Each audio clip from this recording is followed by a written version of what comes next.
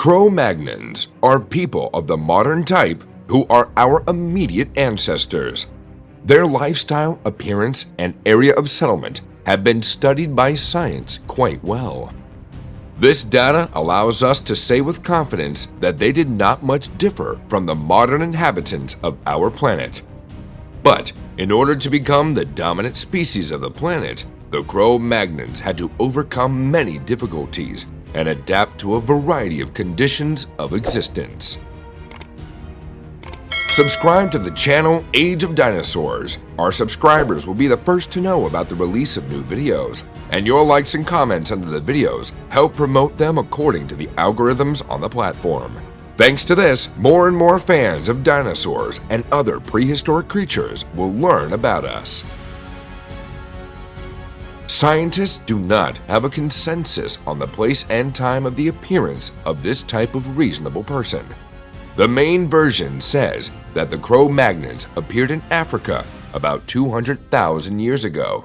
From there, they first moved into the Middle East and then to Europe. It happened about 40,000 years ago.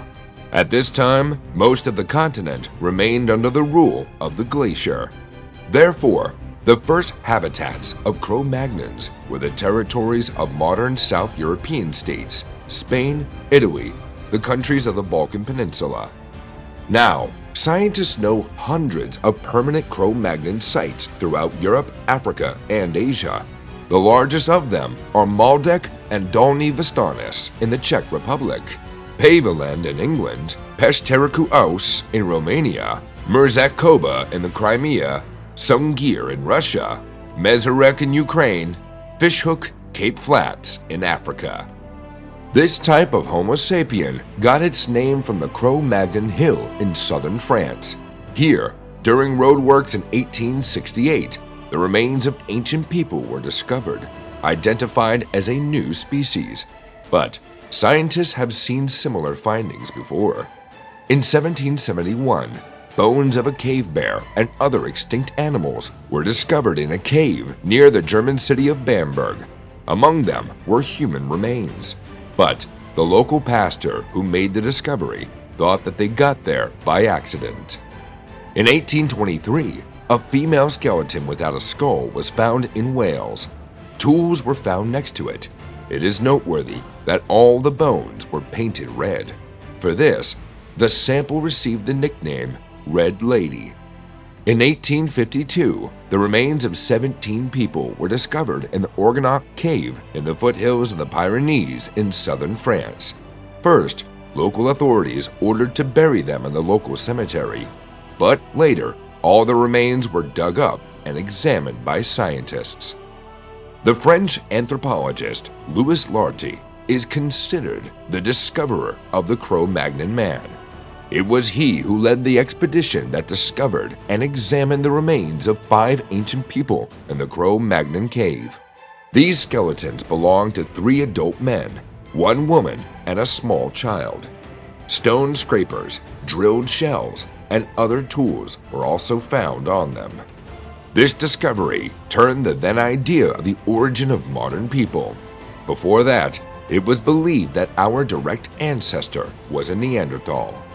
But accepting such a relative was difficult even for some scientists.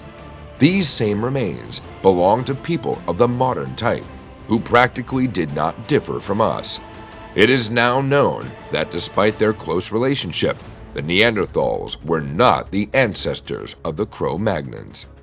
The branches of development of these species were divided even before the Neanderthals left Africa about 200 to 300,000 years ago. The southwestern territories of modern France were distinguished by a mild climate, an abundance of rivers, and a huge number of limestone grottos and caves. The water washed them into the soft rock, creating natural shelters for our distant ancestors. But before the Cro-Magnons, Neanderthals also lived in many of these caves. In the lower layers of the excavation, there are traces of the presence of these, our relatives. True, most scientists are inclined to believe that neither one nor the other lived in the caves for a long time. This is especially true for later Cro-Magnons. Their camps were most often located near the entrances to the caves. Perhaps they used such natural spaces as temporary shelters. Also, the caves could serve for any ritual event, funerals, initiation of hunters, and other ceremonies. In terms of brain size, they were in no way inferior to modern humans. On average, they were taller and more massive than the modern inhabitants of the Earth. Their average height was about 180 centimeters. According to the structure of the body, they represented representatives of the Negroid race. It is also reliably known that they had swarthy skin and predominantly dark hair. The Cro-Magnons led a nomadic lifestyle. Their tribal communities could number up to 100 people. There is evidence that in later periods, they could unite in more numerous clans and settle in one particular area. It is quite possible that these routes of their seasonal wanderings ran from one cave to another. With the development of crafts, they learned to sew warm clothes and durable dwellings from skins. Therefore, they stopped using caves for housing.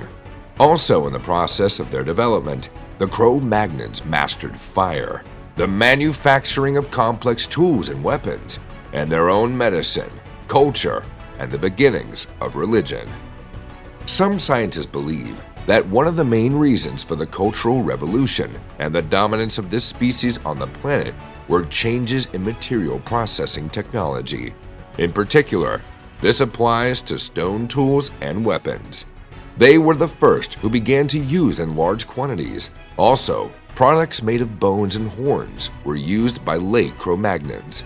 But it was the stone that was the main raw material used by Cro-Magnons, Neanderthal, and as well as earlier and primitive Archanthropes. In the mass consciousness, this period of human development is even known as the Stone Age. The Cro-Magnons began to use this important strategic resource more rationally. This allowed them to be less dependent on the reserves and deposits of necessary rocks. According to researchers, from 1 kilogram of stone raw materials, Archanthropes received on average from 10 to 45 centimeters of useful working edge. Neanderthal craftsmen made a little more than 200 centimeters of working edge from the same amount of stone, and the technologies used by our ancestors gave a result of 25 meters. The secret of this economical use of materials was the so-called knife plate method.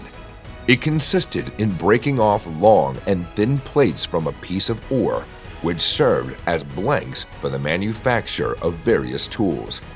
A piece of flint from which the plates broke off, scientists call the nucleus. It, as a rule, had the form of a prism with a flat top. Its length at the base was 25 to 30 centimeters. Accordingly, the length of each plate was the same. They were broken off with the help of a ringing tool, from bone or from horn. It was also possible to obtain a plate by precise blows to the edge of the nucleus with another hard stone. The craftsmen of the Cro-Magnons made it possible to obtain plates only a few millimeters thick. All this contributed not only to an increase in labor productivity due to the use of more advanced tools. Cro-Magnons became more mobile and could occupy larger territories than their competitors. A hunting party or a nomadic clan could take with them a very small supply of stone and raw materials. This allowed them to move further away from their usual habitats in search of prey and more favorable living conditions. Another important feature of the Cro-Magnons was the presence of coherent speech. This is evidenced by studies of the structure of their vocal apparatus. Our ancestors were social beings. Through communication between individuals and entire groups, there was an exchange of knowledge and technology. Together, it was also easier to hunt and defend against enemies. But the main thing is that with the advent of speech and culture, people began to pass on the experience of previous generations to their descendants. Now, the training was conducted not only by personal example, It became more extensive and more comprehensive. We are grateful to the viewers who watched this video to the end. You can learn more about different types of people who lived on our planet at different times from the episodes posted on our channel.